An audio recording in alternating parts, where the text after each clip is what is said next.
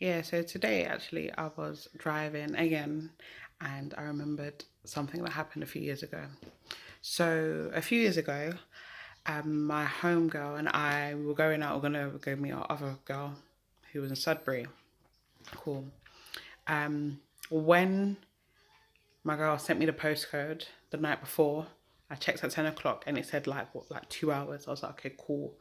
That's fine.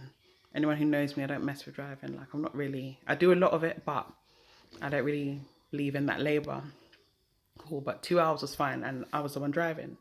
But obviously, the next day we were actually going. It was like 1 p.m. and it's half time.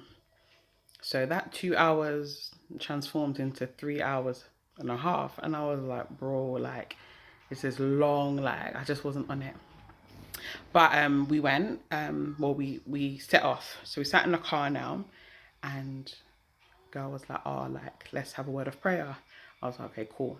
So as she's praying, I'm like doing like my own kind of prayer in my head, or I'm like kind of like finishing off her sentences. So she's praying, I'm just thinking, God, please, like, just do time machine, like, let the earth just swallow us up, and then like, just like transport us there, like some Harry Potter vibe. Can you imagine? But she's praying and she's actually saying, God's like, let the journey not feel so bad. Give us the grace to like bear it.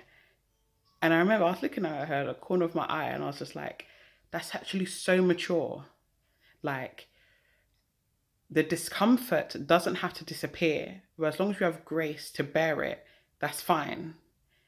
And it just really showed like my maturity, to be honest. Like I was just like, bro, like invent time machine and just get us there quickly. But to be fair, you don't even need miracles that deep. Of course, God in his sovereignty, if he wanted to do a miracle, we would have praised his name for that. Do you get? But to be fair, in tough times when you have to bear things, as long as you have grace, that you can manage. And the reason why I even remember this is because obviously we're going into 2023, and I would say in the last half of this year, God's shown me things that I need to be doing, blah, blah, blah. And it's just things that I've never really been enthusiastic about, but I've decided that like I need to be obedient. How can I get to the place where he wants me to be if I'm disobedient in some areas? Like disobedience in any areas is disobedience. Do you get? I said, God, like, this is when I'm driving today.